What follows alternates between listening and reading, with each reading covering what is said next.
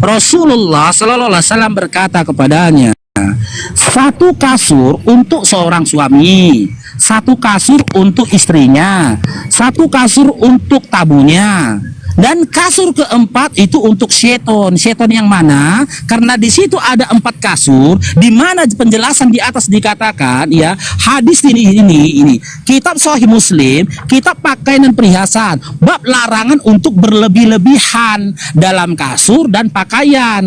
Kalau kita berlebih-lebihan dalam hal kasur dan dalam hal pakaian, dalam hal apapun, di mana kita mengeluarkan harta kita pada sesuatu yang kita dibutuhkan, itu adalah perbuatan mubazir. Nah, dalam konteks ini, ketika orang tersebut menyediakan 4 kasur, sementara kasur keempat itu tidak didedikasikannya untuk orang lain, maka kasur itu akan ditempati seton dari golongan jin. Karena seton itu, sifat seton ada dalam diri jin dan juga manusia. Karena seperti yang Babang Farouk katakan tadi, seton itu bukan gini, sifat setan apa yang disiapkan kasur itu yang saya tanya. Apakah abangnya sudah jawab, Dinda. Sebentar, ya, sifat itu wujud kan? Sifat itu wujud atau fisik? Dari golongan jin. Sifat itu wujud atau fisik? Sifat itu wujud gak?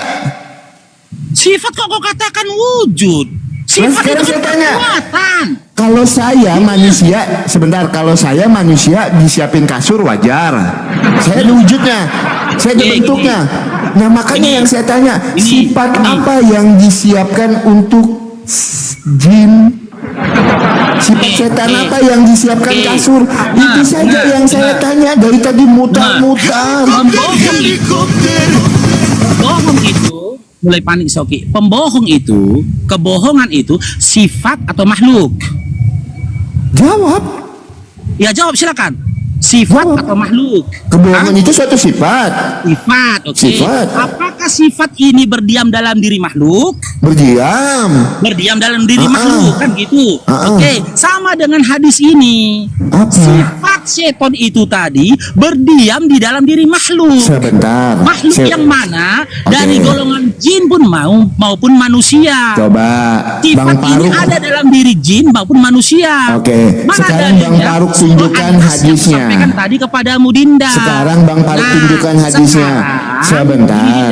Dinda, dengar dulu lah. Takut kali kau ditanya. Pakai datanya. Kau ditanya.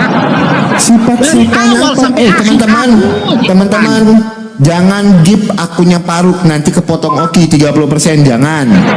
Jangan gip akunnya Faruk, nanti kepotong Oki 30% kan Oki cari koin. Bukan, aku tidak bilang kau cari koin. Aku tidak bilang kau cari koin. Kau jangan framing lah. Akhlak Kristen kok jelek kali ya. Gue cair got. Emangnya ada aku mengatakan begitu tadi? Ada kan?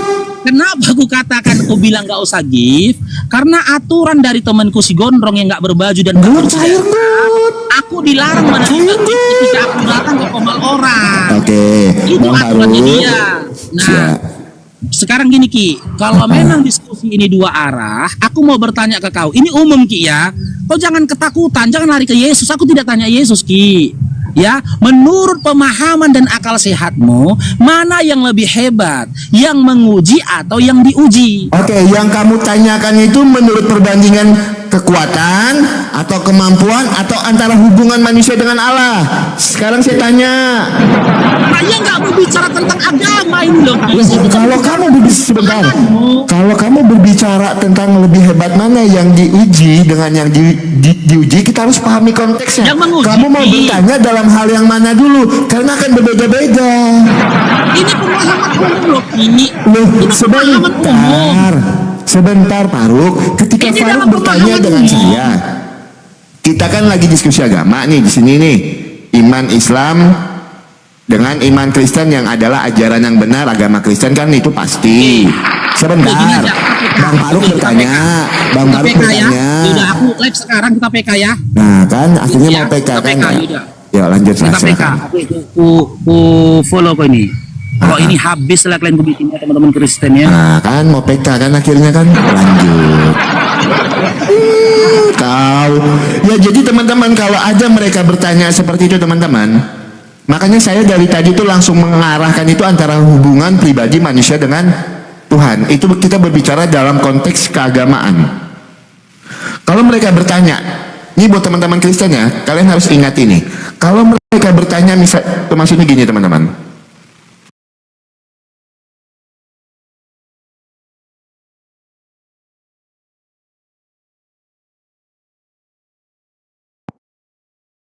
Diskusi baik-baik, bawa dalil, bawa data. Berani nggak? Nggak berani. Tuhanmu itu mana bisa menghidupkan orang mati, menciptakan sebelah nyamuk aja dia nggak bisa. Nggak bisa. Mana ada kuasa Tuhanmu itu? Dia sendiri yang ngomong. Coba baca Yohanes 5:3.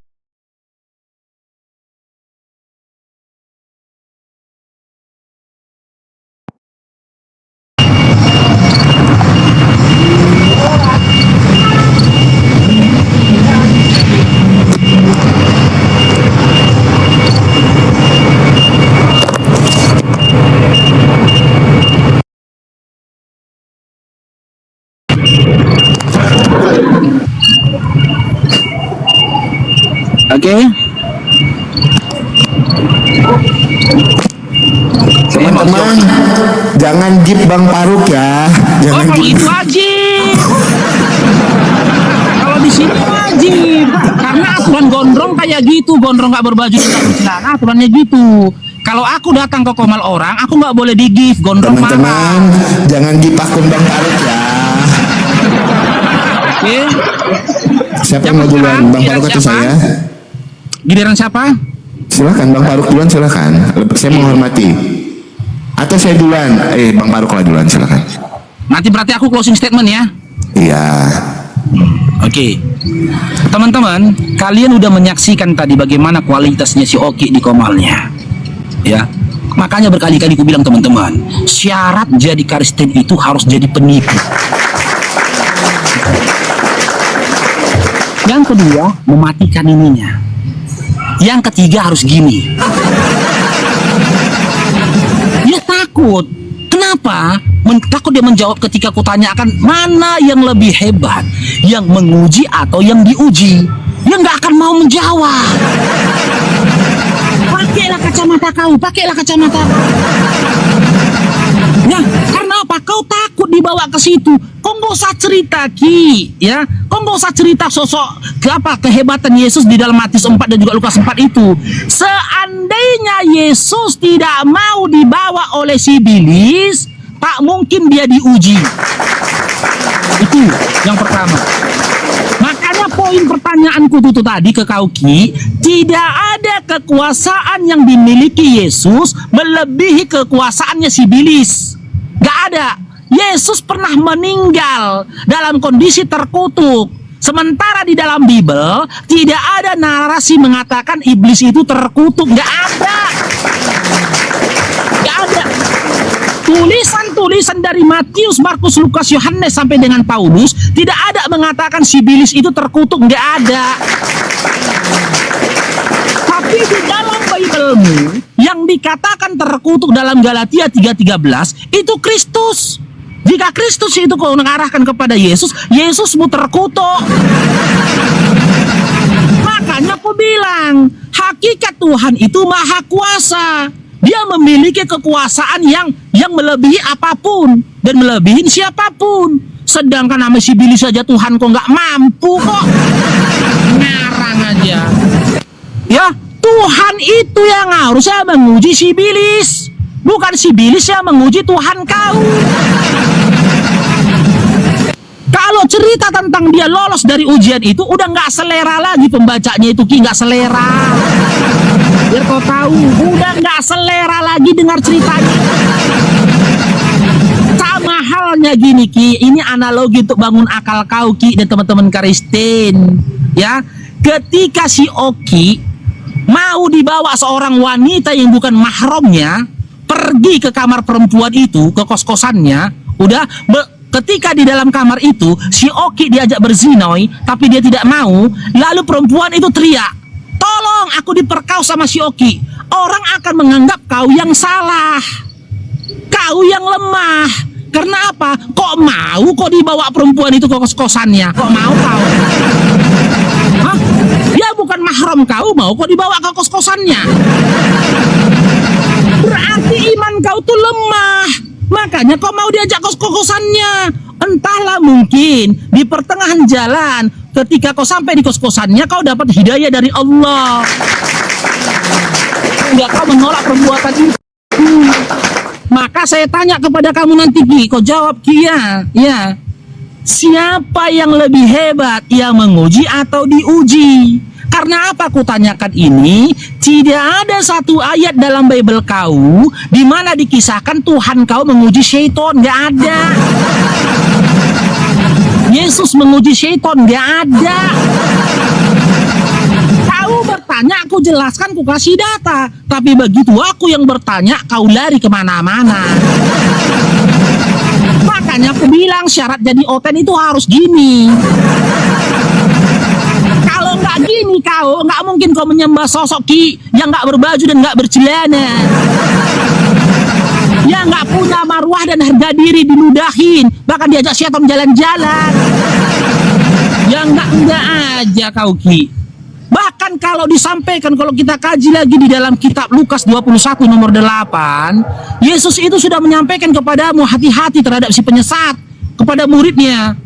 Apa ciri-ciri dari si penyesat itu? Kata Yesus, memakai namaku, bahkan mengaku aku. Siapa dari antara Islam dengan Kristen yang mengaku-ngaku membawa nama Yesus? Lukas 21 nomor 8 itu. Yang memakai nama Yesus di dalam syiarnya. Antara Islam sama Kristen siapa? Kristen. Makanya si penyesat berarti dikatakan Yesus siapa? Siapa yang dikatakan penyesat? Nanti Polda. Ya, jawab, ya. Siapa yang lebih unggul, lebih hebat? Yang menguji atau yang diuji? Silakan. Aku tahu kalau nggak akan jawab ini. Tapi suka kalau ngomong apa?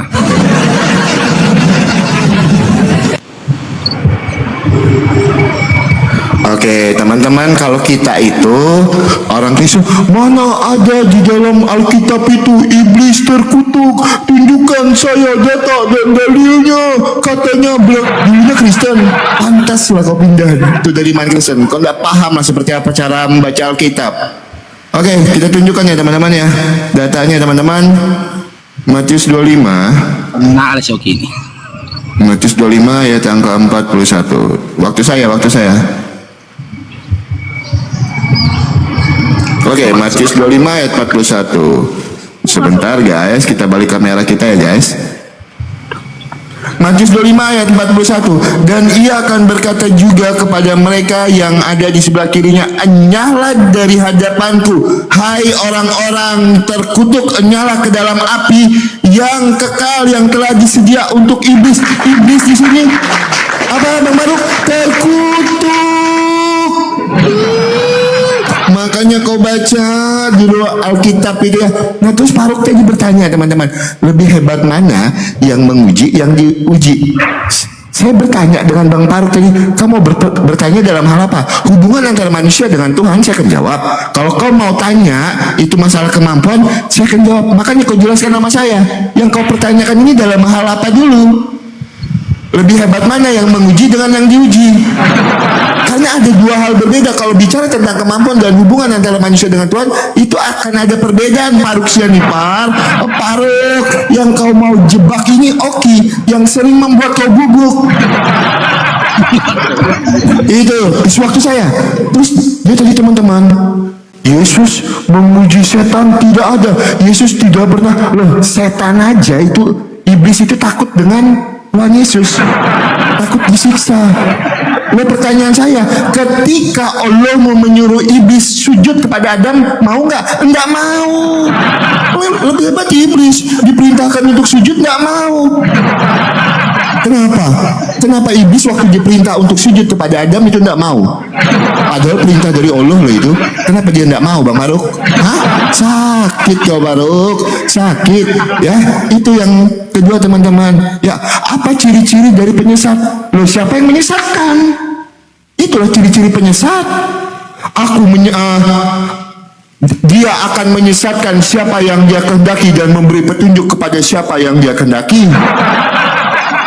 Mau tahu ciri-ciri penyesat itu seperti apa di dalam Alkitab kami, Bang Baruk? Saya bacakan datanya, saya tunjukkan dengan Bang Baruk. Kalau Oki ini masalah menunjukkan data penyesat paling senang lah Oki ini, Bang.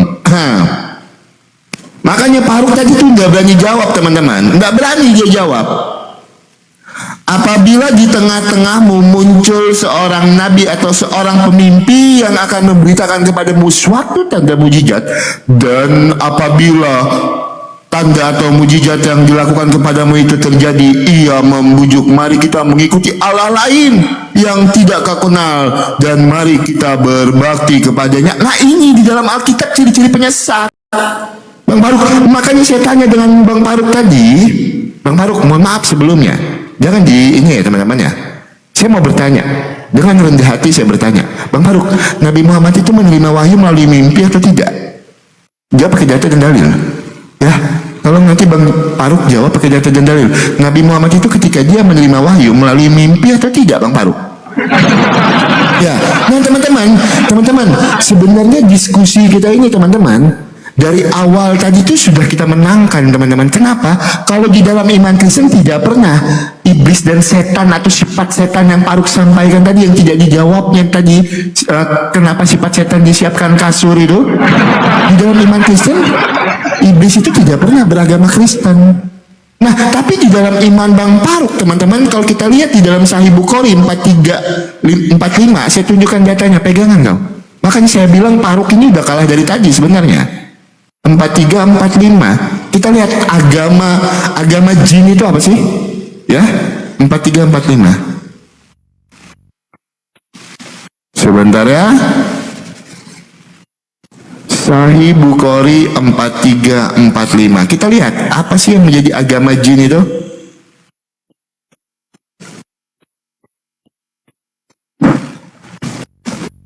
Nih.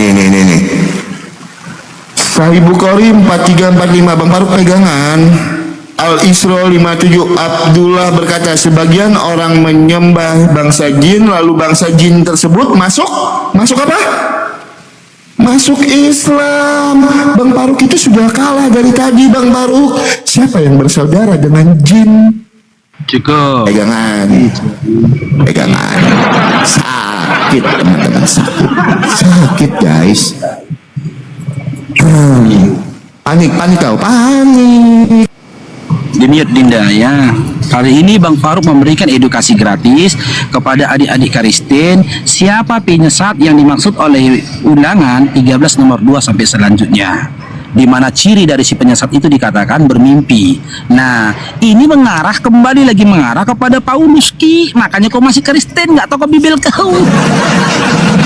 Kau tengok ini, Paulus yang mengaku bermimpi nih, KPR 16 nomor 10 ini. Apa katanya di gini? Nih, gue besarkan nih ya. Setelah Paulus melihat penglihatan itu, segeralah kami mencari kesempatan untuk berangkat ke Makedonia. Karena dari penglihatan itu kami menarik kesimpulan, Bibel loh, firman Tuhan pakai tarik-tarik kesimpulan coba. Ini teman-teman ini, kami menarik kesimpulan, coba lah.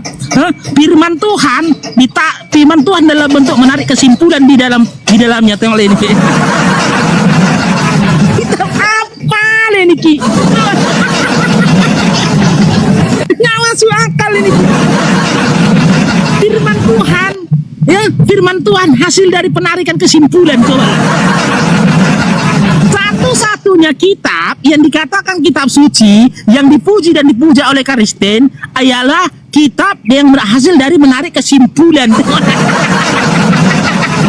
Ya Allah ya Tuhanku, kok masih Kristen lah kau Ki? Percaya kau sama kitab yang hasil menarik kesimpulan, coba lah.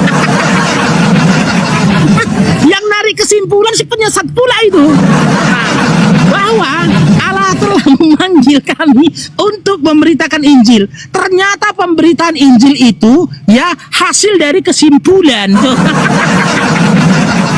Tapi Bibel kau ini menjelaskan di sini tengah ini ya, penglihatan. Lihat ini, kategori penglihatan ini 3705. Dalam original teksnya tertulis kata haroma, horama. Horama itu artinya, baca ini Ki. Nih, bentar ya, aku kecilkan ya biar nampak ya Ki. Nih, baca ini Ki. Sebuah pemandangan yang diberikan secara ilahi ya dalam keadaan tidur. Paulus ini ngaku-ngaku bermimpi dapat wahyu. Jadi kalau kitab Ulangan 13 nomor 2 itu, tanda dan ciri si penyesat itu kena siapa lagi? Kena Paulus lagi. Semuanya masuk neraka. Paulusnya neraka, Tuhannya Oten pun neraka. Oki sendiri yang menyatakan tadi. Dalam Galatia 3:13 dikatakan, kan gitu. Kristus telah menebus kita dari kutuk hukum Taurat dengan jalan menjadi kutuk karena kita. Sebab ada tertulis, terkutuklah orang yang tergantung di kayu salib. Yesus salah satu orang yang tergantung di kayu salib. Salah satu orang tergantung di kayu salib. Di narasi sebelumnya, di kalimatnya, Kristus telah menebus kita dari kutuk hukum Taurat dengan jalan menjadi kutuk karena kita. Yesus itu menebus kalian dari kutuk hukum Taurat dengan jalan menjadi kutuk karena kalian. Lalu kau kasih data dalam Matius, makanya aku bilang kau kena jebakan Batmanku. Pasti ketika ku pancing kau pertanyaan, sebut satu ayat dalam Bible kau di mana si iblis itu dikatakan terkutuk, kau akan kasih Matius 25:41. Ini aku bukan sedang berdiskusi, tapi ku arahkan kau ke jalanku. Ini buktinya abang kau ini master Bible Ki. Nah, orang-orang yang terkutuk menurutnya Oki ditempatkan di mana? Matius 25 nomor 41. Nih. Matius 25:41. Ini ya. Dan ia berkata juga kepada mereka yang di sebelah kirinya, "Enyalah dari hadapanku hai kamu orang terkutuk, enyalah ke dalam api yang kekal yang telah disediakan untuk si iblis dan para malaikatnya." Jadi ketika Tuhannya si Oki dinyatakan berjelas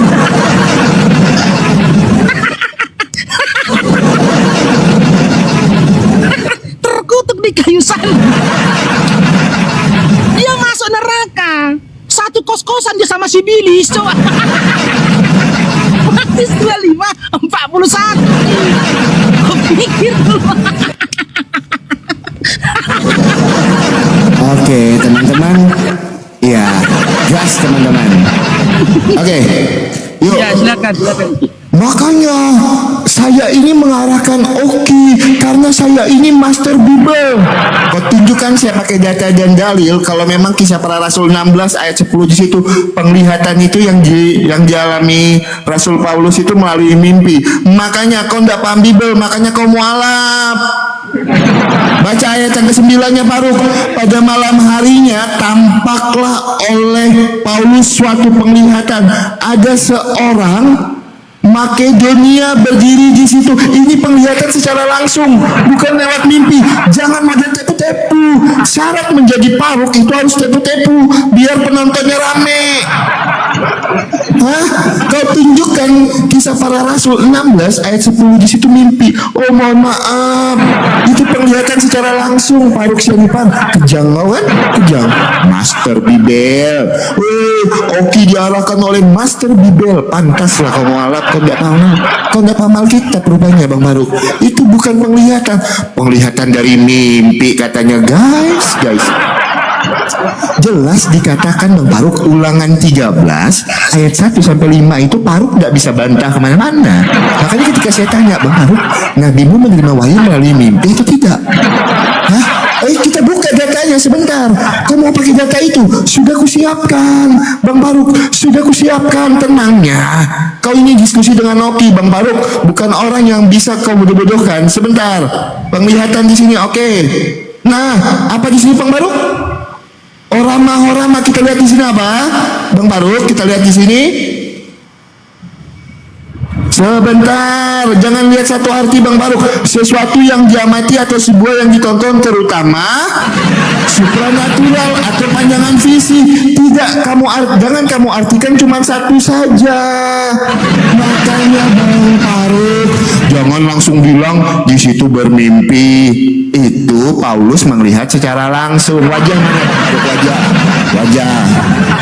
Wajah mana? Ya, kenapa tidak dijawab, Baruk? Kenapa tidak dijawab? Kenapa jin di dalam imanmu itu masuk Islam? Berarti kalian bersaudara dong. Kenapa? Mau saya tunjukkan kalau kalian itu bersaudara? Hah? Mau saya tunjukkan Bang Baruk? Saya bilang, teman-teman, Baruk ini sebenarnya diskusinya dari tadi udah kalah, teman-teman. Karena kalau di dalam iman Kristen tidak pernah jin itu bersaudara dengan orang Kristen. Tidak pernah. Baruk ini aneh-aneh saja kalau kata Pak Bom ya. Aneh-aneh saja Bang Baruk ini. Nah, sini. Pegangan kau Baruk. Kau ini bahas tema yang sangat saya kuasai. Ini yang bikin kamu babak belur. Kau baca di sini. Oke, janganlah kalian beristinja dengan menggunakan kotoran hewan dan tulang, karena sesungguhnya ia adalah makanan saudara kalian dari bangsa jin. Jadi teman-teman, sifat setan itu teman-teman, atau setan itu selain disiapkan kasur teman-teman, selain disiapkan kasur ya, sudah disiapkan kasur nih setan di dalam imannya Bang Baruk nih.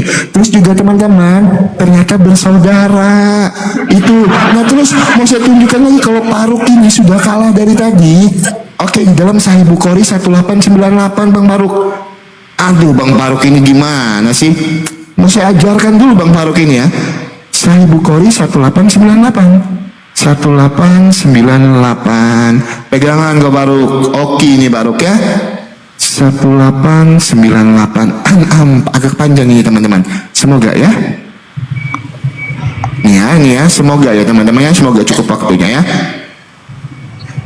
Dia adalah Safiyah beranggapan beliau berkata, ini adalah Safiyah, sesungguhnya setan berjalan dalam diri manusia lewat aliran darah. Bahkan di dalam aliran darahnya ada setan.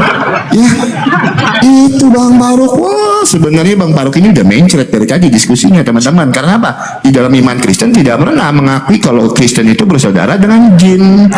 Di dalam darah orang Kristen itu ada jin. Jadi tidak ada ya teman-temannya. Ada setan di dirimu. Setan tidur di dirimu gara-gara ada setan tidur. Nangis kau Baruk, menangis kak. Itu sakit hati kau. Sakit. Itu silakan. Oke. Ya.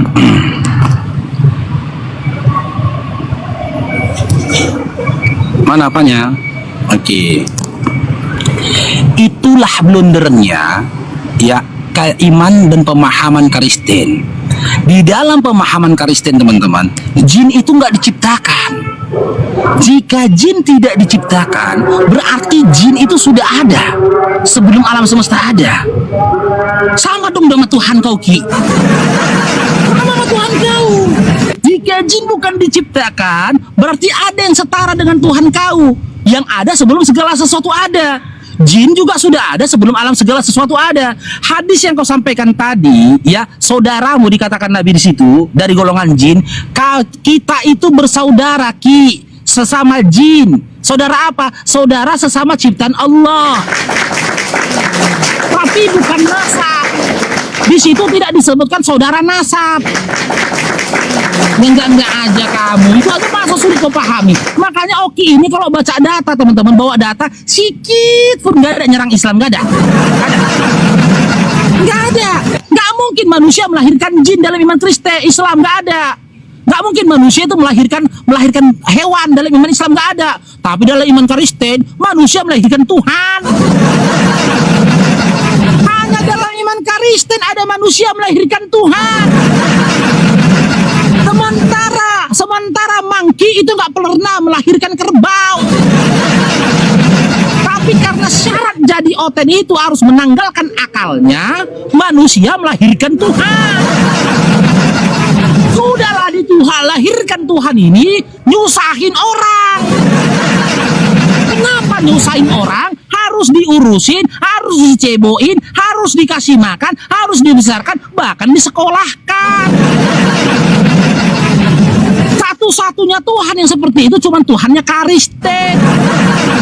Makanya kau mikir gitu loh. Jika jin bukan diciptakan dalam imanmu, berarti ada yang setara dengan Tuhanmu, yaitu jin. Nih, di dalam surah Az-Zariyat, ini aku kasih sama datanya ya, Ki ya. Ya, jin itu pun makhluk, mereka bertuhan, gitu loh. Jadi ketika Kristen nggak bertuhan lebih parah daripada jin. Dan aku tidak menciptakan jin dan manusia, melainkan supaya mereka mengabdi kepadaku dan beribadah kepadaku. Jin saja, karena apa? Kenapa diperintahkan dia untuk beribadah kepada Tuhannya? Karena dia ciptaan. Jin aja Islam, jin itu Islam. Kau manusia, kenapa kau Kristen? Seburuk-buruknya jin, gak ada jin yang Kristen. Seburuk-buruknya seton, gak ada seton yang Kristen. Jin saja di dalam kitab Lukas 4 nomor 8, Matius 4 nomor 10, ketika seton diperintahkan Yesus untuk beribadah kepada Tuhannya, dikacangin Yesus. Dikacangi. Satu-satunya Tuhan yang pernah dikacangi si iblis, Tuhannya Kristen. Baca itu dalam Lukas 4 nomor 8, Matius 4 nomor 10. Hanya kepada Tuhanmu lah kamu menyembah dan berbakti. Pergi jinnya, pergi setonnya, si iblisnya, dikacangi Tuhannya Kristen. Makanya aku bilang, syarat jadi oten yang pertama harus longor. Yang kedua, pintar berdusta. Yang ketiga, gini. Kalau hanya longor masih mending, kalau udah gini teman-teman udah parah. Nah, terus si Oki membahas tadi di dalam KPR 9, KPR 16:9, Ki, di dalam original teksnya itu dikatakan mimpi, Ki, mimpi. Ya, mimpi. Di dalam original teksnya itu penglihatan dalam tidur. Penglihatan dalam tidur itu mimpi. Cuman wajar ya, wajar. Dari sejak ditinggalkan oleh Belanda di Indonesia, diwarisi Belanda, Kristen ini, sampai detik ini, kitab kau nggak pernah berdampingan dengan original teks, nggak pernah. Makanya ketika orang Kristen di Indonesia baca Bible di Thailand, dibacanya gini, misalnya Yohanes 1 nomor 1. Pada mulanya Allah mencipta pada mulanya adalah firman bersama dengan Allah. Begitulah kan Yohanes 1 nomor 1. Sampai di Thailand, ketika orang Thailand berkata begini, melai pelat koi. Naik penak koi. Shoki bingung. Padahal orang Thailand baca Yohanes 1 nomor 1 juga. Yohanes 1 nomor 1 juga bingung Shoki. Gitu loh Ki ya Dinda ya. Original teksnya itu tertulisnya itu mimpi, penglihatan dalam tidur. Oke teman-teman. Ya teman-teman.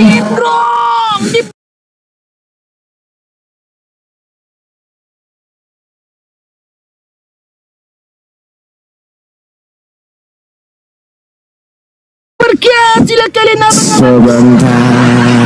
Ya teman-teman ya. Ya. Jadi kita mau kasih paham dulu yang ngaku-ngaku master Bible ini. Ternyata kau tidak tahu iblis dan setan di dalam iman Kristen itu seperti apa ya, Pak Ruk ya? Ya, saya mulai dengan Ibrani 1 tentang malaikat tidak langsung menciptakan iblis seperti itu, enggak. Iblis itu sebelumnya adalah malaikat Tuhan yang memberontak kepada Tuhan dan dia menyetarakan dirinya dengan Tuhan. Makanya ia jatuh ke dalam dosa. Master Bible, tapi nggak paham Bible, nggak paham. Iblis itu tidak di dalam iman lo. Misalnya, iblis itu diciptakan dari mana teman-teman? Dari api yang tanpa asap. Di mana datanya Quran 55 ayat 15. Nggak seperti itu. iblis itu di dalam iman Kristen adalah malaikat Tuhan yang karena kesombongannya dia menyetarakan dirinya dengan Tuhan, dia jatuh ke dalam dosa. Itu katanya Master Bible. Katanya paham Bible. Mau saya ajarin dulu tentang Bible. Nah terus masalah KPR Bang Faruk, makanya kalau ingin melihat arti satu kata itu lihat ayat yang lainnya, jangan lihat ayat yang ke-10-nya aja. Di situ betul yang Bang Faruk sampaikan, kami tidak memungkiri ada arti kata mimpi, tapi jangan dilupakan ada juga arti kata penglihatan secara langsung. Kalau kita lihat di atasnya di ayat yang ke-9 Bang Faruk, itu dilihat secara langsung bukan melalui mimpi. Bukan melalui mimpi Bang Faruk ya. Aduh aneh-aneh aja si Faruk ini kalau kata Pak Bom Bom ya, aneh-aneh aja. Memang tidak paham Bible orang ini teman-teman, nggak paham dia ini sebenarnya nggak paham Bible tapi memaksakan diri untuk paham Bible. Kalah dengan Oki yang baru 1 tahun ini belajar Alkitab. Karena apa? Kalau kita punya Roh Kudus, di dalam diri kita tidak ada setan yang mengalir. Beda, kita punya Roh Kudus, tidak ada setan yang mengalir di dalam diri kita, makanya kita bisa memahami Alkitab. Oh beda dengan Faruk. Oke, Bang Faruk, kenapa nggak mau kau jawab Bang Faruk dari tadi? Pertanyaan saya dengan Bang Faruk dari tadi ya teman-teman ya. Tolong dijawab, apakah Nabi Muhammad menerima wahyu melalui mimpi atau tidak? Kalau Bang Faruk nanti bawa-bawa Paulus, kubawakan surat Yasin, tidak mampu lagi jawab. Kalau bawa tentang Paulus penyesat lah dibilang itu. Oke, kalau Bang Faruk mau bawa tentang Paulus, sebentar kita bukakan teman-teman ya. Kita bukakan teman-teman. Pasti habis ini gelagapan dia nih. Kalau mau bilang Paulus itu penyesat, oke sebentar. Kita tunjukkan datanya ya teman-teman ya. Yasin 14. Oke, Bang Faruk. Saya minta Bang Faruk tunjukkan data dan dalilnya ya.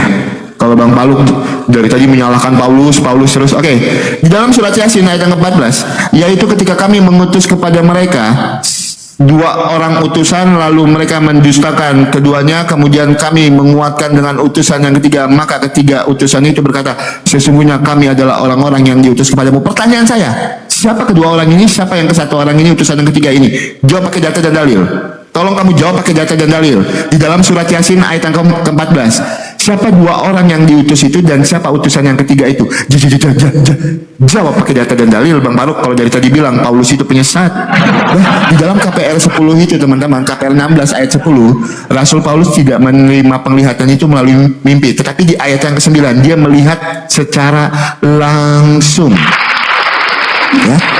Jawab pertanyaan saya Faruk. Jawab pertanyaan saya. Apakah Nabi Muhammad menerima wahyu melalui mimpi? Itu yang pertama, Bang Faruk. Yang kedua, siapa kedua utusan dan utusan yang ketiga di dalam Yasin 14? Tolong jawab pakai data. Oh ya, saya mau sampaikan ke Bang Faruk. Kita sampai dengan jam 15.30 ya, karena jam 4 saya harus berangkat ke warung. 30 menit lagi. Ya. 40 menitan lagi tuh kurang lebih. Teman-teman Kristen kencengin teman-teman tap-tap layarnya biar roomnya aman, tidak gampang rungkat. Silakan.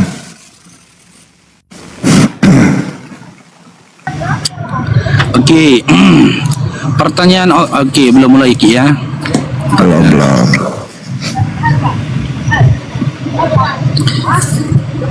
Makanya saya bilang teman-teman berkali-kali teman-teman ya, Oki ini memang kosong Lui.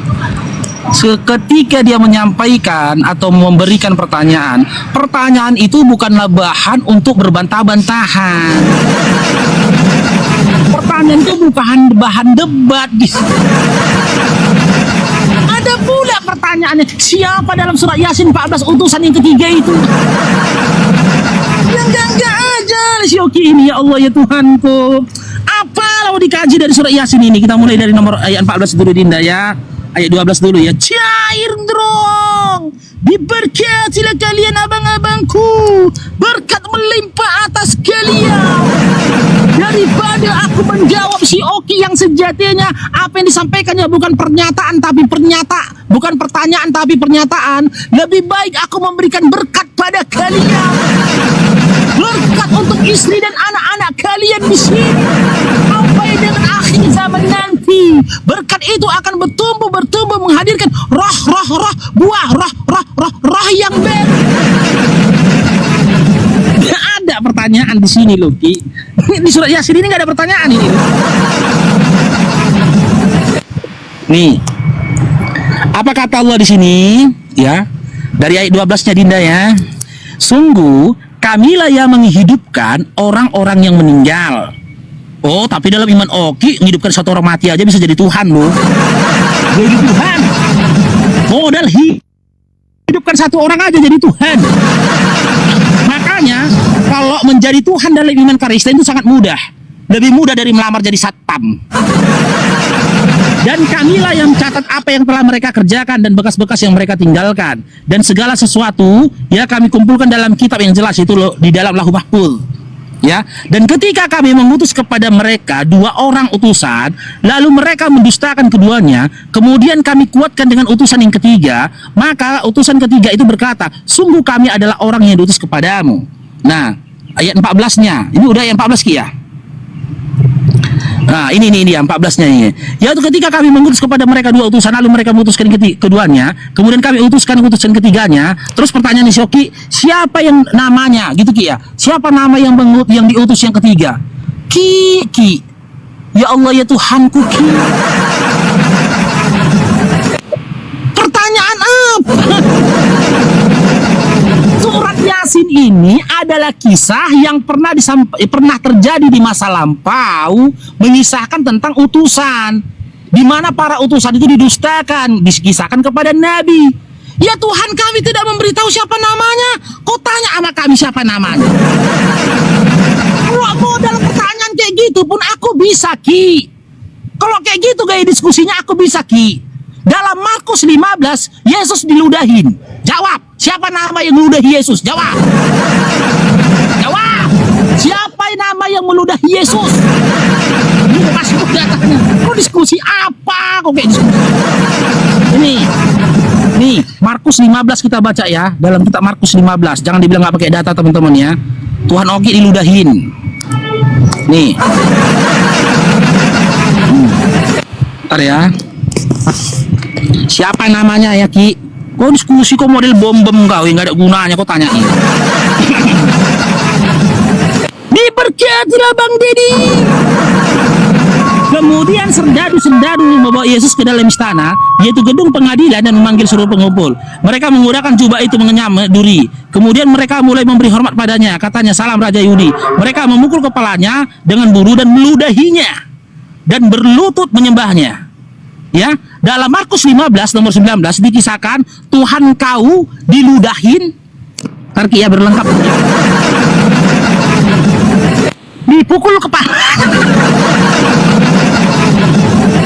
Ki, ini Tuhan apa begal nih? Kisahnya kok sama lah sama begal. Ya Allah, pernah nengok begal kok di jalan ditangkap sama warga Ki.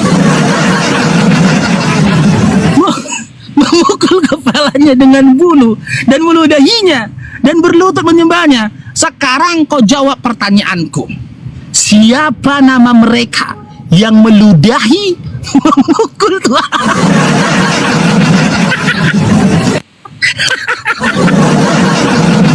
Kau yang mancing ya. Kau yang mancing gak pertanyaan nih Saudara. Siapa namanya yang memukul Tuhanmu dan juga meludahinya? Siapa namanya?